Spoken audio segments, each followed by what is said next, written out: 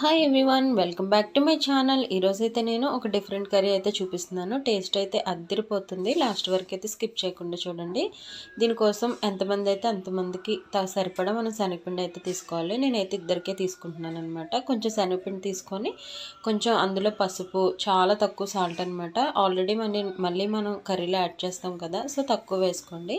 ఈ విధంగా వాటర్ కొద్దిగా కొంచెం పోసుకుంటూ కన్సిస్టెన్సీ ఈ విధంగా రావాలి. మరీ నీళ్ళగా ఉండకూడదు, మరీ గట్టిగా ఉండకూడదు అనమాట. మనం పురుగు కానీ పకోడీ కానీ వేస్తాం కదా, అలా రౌండ్ షేప్ వచ్చేటట్టు ఉండాలి. సో తర్వాత ఒక బాండీ అయితే పెట్టుకోండి. కొంచెం తక్కువ ఆయిలే తీసుకున్నాను, తక్కువే కదా పిండి అని. మీరు క్వాంటిటీ మనుషులను బట్టి తీసుకోండి అనమాట. సో ఈ విధంగా చిన్న బాండీ పెట్టుకొని హై ఫ్లేమ్లో పెట్టుకొని ఈ విధంగా మనం వేసేసుకోవాలి రౌండ్గా. మీకు పెద్ద సైజు ఇష్టం లేకపోతే చిన్నవి కూడా వేసుకోవచ్చు. నేనైతే ఒకేసారి అయిపోతుంది, పెద్దవి అయితే వేసాను. హై ఫ్లేమ్లో పెట్టుకొని కొంచెం అటువైపు తిప్పుకున్నాక తర్వాత లో ఫ్లేమ్లో పెట్టుకోవాలి. అప్పుడు బాగా ఉడుకుతుంది అనమాట లోపల కూడా. ఇప్పుడు మొత్తం ఎన్ని ఉన్నాయి అన్నీ వేసేసుకోవడం అనమాట. మీకు ఎక్కువ కావాలంటే వేసుకోవచ్చు. ఇది చిన్న ఉత్త పకోడీతో కూడా పులుసులా చేస్తారు, చాలా బాగుంటుంది టేస్ట్. ఒకసారి టేస్ట్ చేస్తే మళ్ళీ చేయమని మీరే అడుగుతారనమాట. తప్పకుండా ట్రై చేయవలసిన రెసిపీ, డిఫరెంట్గా ఉంటుంది. టేస్ట్ అయితే అద్దిరిపోతుంది అనమాట. మేము ఎక్కువగా గోదావరి సైడ్ ఉన్నప్పుడు ఎక్కువగా తినేవాళ్ళం. మా ఫ్రెండ్ ఎక్కువగా తెచ్చేదనమాట. ఈ పకోడీ కర్రీ ఒకటి, ఆమ్లెట్ కర్రీ ఒకటి చాలా బాగుంటుంది, నాకు ఇష్టం. అండ్ మీకు ఒకవేళ ఈ కర్రీ తెలిస్తే మాత్రం తప్పకుండా కామెంట్ చేయండి. సో చూసారు కదా, ఈ విధంగా అయితే పకోడీలు రెడీ చేసి పెట్టుకున్నాను అనమాట. ఆ తర్వాత ఇంకొక ప్యాన్ పెట్టుకొని కొంచెం మనం హై ఫ్లేమ్లో పెట్టుకొని ప్యాన్ కొంచెం హీట్ ఎక్కాక ఆ ఆయిలే వేసేసాను అనమాట.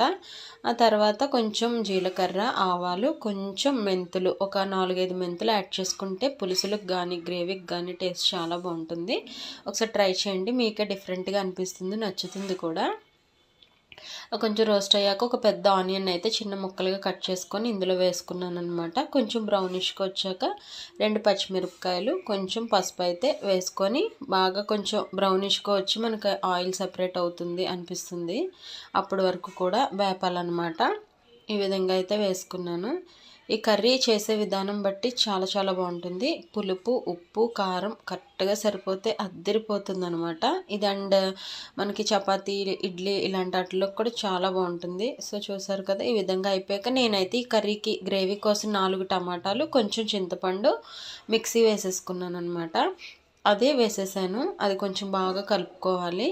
లేదా మీకు ఇలా ఇష్టం లేకపోతే టమాటాలు ముక్కలుగా వేసుకొని తర్వాత కొంచెం చింతపండు పులుసు యాడ్ చేసుకోవచ్చు అనమాట. నేను ఈజీగా ఫాస్ట్గా అయిపోతుందని ఇలా చేశాను. గ్రేవీ కూడా థిక్గా రావాలంటే ఇలా చేస్తే బాగుంటుంది.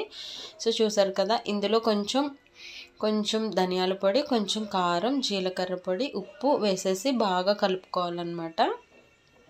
ఇది మనకి ఎప్పుడు వాటర్ కానీ చింతపండు పులుసు కానీ యాడ్ చేయాలంటే మనకి ఆయిల్ అనేది సెపరేట్ అయిపోయి రావాలి. చూసారు కదా, ఈ విధంగా వచ్చినప్పుడు మాత్రమే మనం చింతపండు పులుసు కానీ వాటర్ కానీ యాడ్ చేస్తే టేస్ట్ బాగుంటుంది అనమాట. ఇప్పుడైతే నేను వాటర్ తగ్గట్టు వేసుకున్నాను అనమాట. మనకి ఇది నేనైతే ఎగ్స్ పకోడీ కలిపి చేస్తున్నాను, దానికి తగ్గట్టు వాటర్ వేసుకోవడం అనమాట. 1.5 వేసుకున్నాను. కన్సిస్టెన్సీ చూసుకోండి, మరీ పలచగా ఉంటే బాగోదు కదా.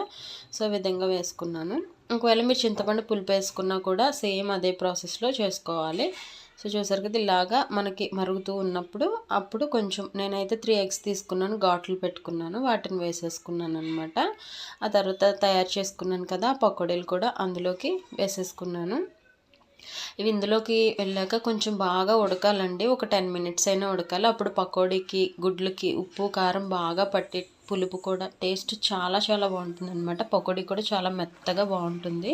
ఇప్పుడే వేడిగా వేసాం కాబట్టి ఈజీగా ఉడికిపోతుంది అనమాట. లాస్ట్లో కరివేపాకు, కొత్తిమీర యాడ్ చేసుకోవడమే, టేస్ట్ చాలా బాగుంటుంది. ఈ విధంగా ఉంటుందన్నమాట. టేస్ట్ అయితే చాలా బాగుంటుంది, తప్పకుండా ట్రై చేయండి. ట్రై చేసి ఎలా వచ్చిందో కామెంట్ చేయండి, లేదా మీకు కర్రీ తెలిస్తే కూడా కామెంట్ చేయండి. ఈ ప్రాసెస్ నచ్చితే మాత్రం తప్పకుండా లైక్ చేయండి, షేర్ చేయండి, సబ్స్క్రైబ్ చేయండి. అండ్ నా ఛానల్ని అయితే తప్పకుండా ఒకసారి చూడండి, ఏమేమి రెసిపీస్ చేశానో, ఎలాంటి వీడియోస్ పెడుతున్నానో. తప్పకుండా నా వీడియో అయితే ఒకసారి అయితే చూడండి. అండ్ నా సబ్స్క్రైబర్స్ అందరికీ చాలా థ్యాంక్స్ అండి. నన్ను చాలా ఎంకరేజ్ చేస్తూ కామెంట్ చేస్తున్న ప్రతి ఒక్కరికి కూడా చాలా థ్యాంక్స్ చెప్తున్నాను. సో ఈ విధంగా అయితే అయిందండి. ఇదైతే సండే వండాను అనమాట, నాన్ వెజ్ ఏం తెచ్చుకోలేదు. మీరేం చేసుకున్నారో కామెంట్ చేయండి. Thanks for